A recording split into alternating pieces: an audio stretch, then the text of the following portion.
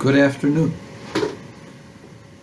The United Nations has just declared that Israel is an apartheid state. Why? Because Israel has the temerity and the audacity to want to exist. And those areas where so-called Palestinians, where Arabs live in Judea and Samaria, those areas are where terrorists come to try to ram cars into Jewish bus stations, to knife Jewish rabbis and children, to blow up people going to the marketplace. And then, oh yes, there is the law of return that allows Jews to return to their land. Well, the United Nations, you should know that Jews numbered at the destruction of the temple approximately 8 million people, at a time when there were 200 million people populating the entire world. We were 4% of the world's population. This is after a bloody war. Today, we are less than 1/5 of 1%. That's less than 1/20th, 5% in percentage-wise of what Jews were at the time. And that doesn't even include the 10 lost tribes. So the United Nations of the world, has been practicing jihad and genocide on Jews for close to 2,000 years. 1,949 years to be exact. And still you're not satisfied.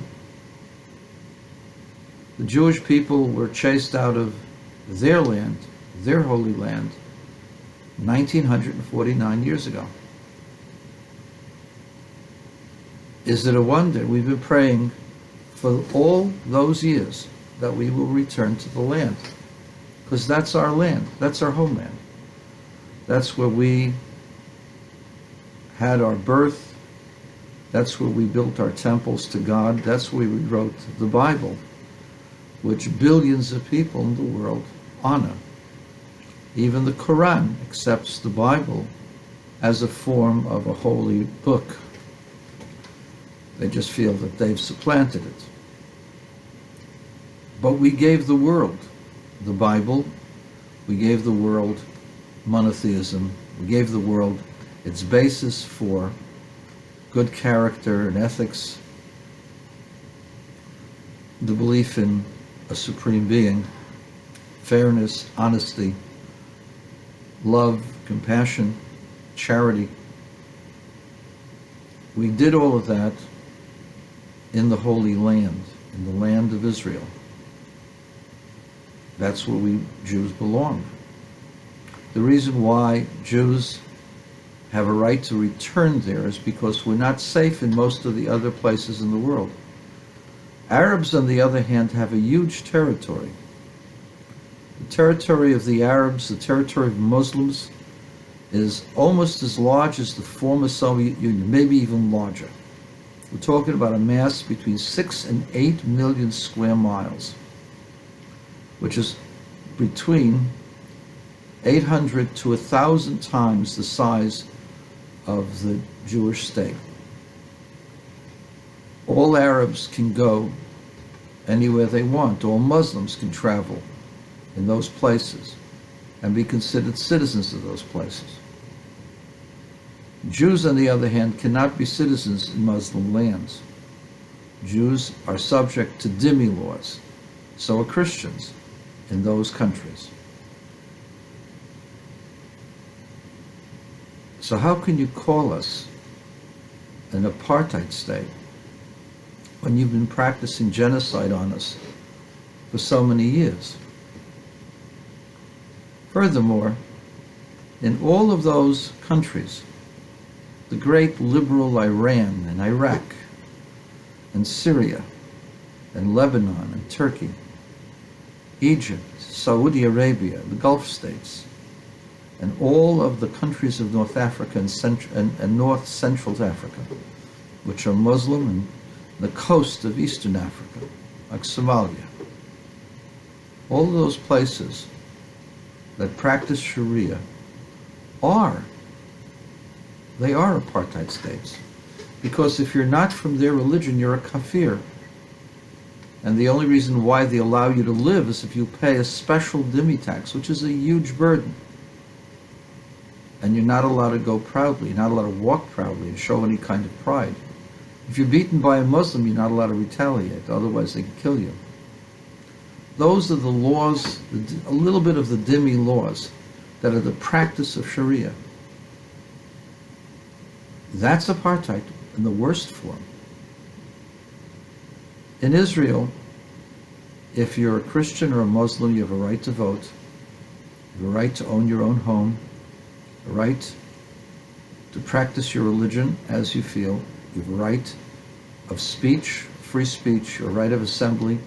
You have all the basic rights of human beings that are practiced only in a handful of nations. How is that apartheid? The only reason why you call it apartheid is because of the restrictions on Arabs living in Jewish territories called Judea and Samaria. Those are not Arab territories.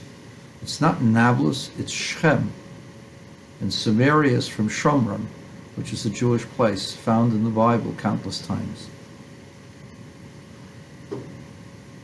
Those Arabs on the West Bank in large numbers are dedicated to the murder and eradication of all Jews from all parts of Israel because they don't feel compelled to be governed by the rule of law. It means nothing to them. We have to therefore monitor them. And that's the reason for those categories. It's only a function of survival. Were they to accept the rule of law and behave as human beings are supposed to, there would be no checkpoints. There would be no need for them. The reason why there are checkpoints, the reason why there are restrictions of movements is only because we Jews don't like to be killed. You've been doing a good job of that, United Nations, for the last close to 2,000 years. We say no more. It's got nothing to do with apartheid and everything to do with human survival and dignity, the dignity of man and the dignity of the Jewish soul, the dignity of our contribution to society. We produce 20 times as many as our population, even more, 100 times as many Nobel Prize winners as our population should warrant. We contribute to the world's science, to the world's medicine, to the world's economies, to the world's law, medicine, health, music, entertainment, and yes, philosophy and religion. The world should say thank you to Israel. Instead, it slaps it in the face whenever it can. The United Nations is a house of lies, a place where darkness is called light and light is called darkness, where true humanitarians are denigrated, where despicable despots and tyrants are given great titles and fanfare. It is a place of evil calling itself good, labeling good people as evil. If I am an apartheidnik, then so be it, because I wish to survive, as do my brothers and sisters.